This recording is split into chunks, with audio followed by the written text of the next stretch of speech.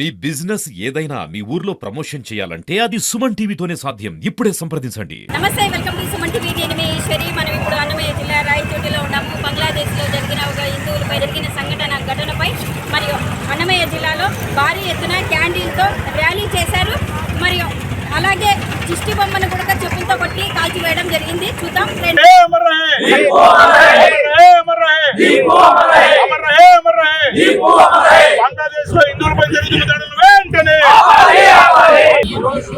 బంగ్లాదేశ్ లో జరిగే హిందువులపైన దాడి భారతదేశంతో కూడా నిరసన వెళ్తున్నాయి. అక్కడ బంగ్లాదేశ్ స్వాతంత్రం రావడానికి ప్రధాన కారణం భారతదేశం. అక్కడ ఈ రోజు వాళ్ళు బ్రతుకుతున్నారంటే వాళ్ళకి అవసరమైనటువంటి మౌలిక వసతుల నుంచి వాళ్ళకి అన్ని రకాలైనటువంటి సదుపాయాలు భారతదేశం కల్పించింది. అటువంటి పరిస్థితుల్లో అక్కడ ఉన్నటువంటి హిందువులకు రక్షణ లేకపోయింది. వాళ్ళు ఈ రోజు హిందువుల పైన విస్తృతంగా కొట్టడం, తీసి చాలా దారుణంగా హిందువులకు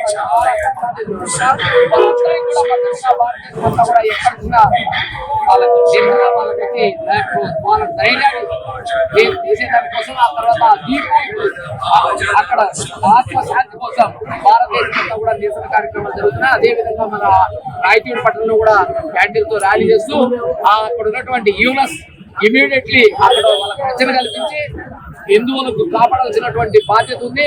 లేని ఇలా తీవ్ర పరిస్థితులు ఎదుర్కోవాల్సినటువంటి అవసరం ఎంతైనా ఉంది.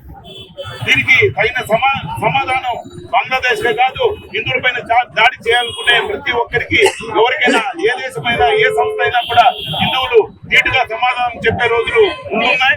ఖచ్చితంగా హిందూ సమాజం దీన్ని అత్యంత తీవ్రంగా పరిగణిస్తుంది. బంగ్లాదేశ్ పైన ఎటువంటి చర్యలు ప్రభుత్వం తీసుకుని ఇది చేసినా కూడా హిందూ సమాజం మన ప్రభుత్వానికి మద్దతుగా కూడా నిలుస్తుంది. ఖచ్చితంగా కూడా ఈ బంగ్లాదేశ్ తమ నైజాన్ని మార్చుకోకపోతే భవిష్యత్తులో తీవ్ర పరిణామాలు ఎదుర్కొంటుందని హిందూ సమాజం తరఫున, విశ్వ హిందూ పరిషత్ తరఫున, భారతదేశ హిందూ సమాజం తరఫున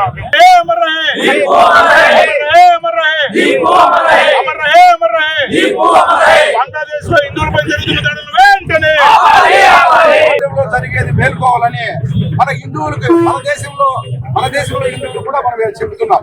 ఎందుకంటే పక్కింట్లో జరిగిందే మాకేమంటే రాబోయే రోజుల్లో మన ఇంటికి వచ్చింది.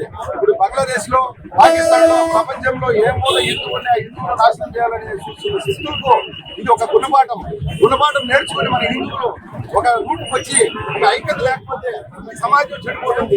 ఇప్పటికైనా హిందువులు మేల్కోవాలని నా మనవి. జై హిందూ,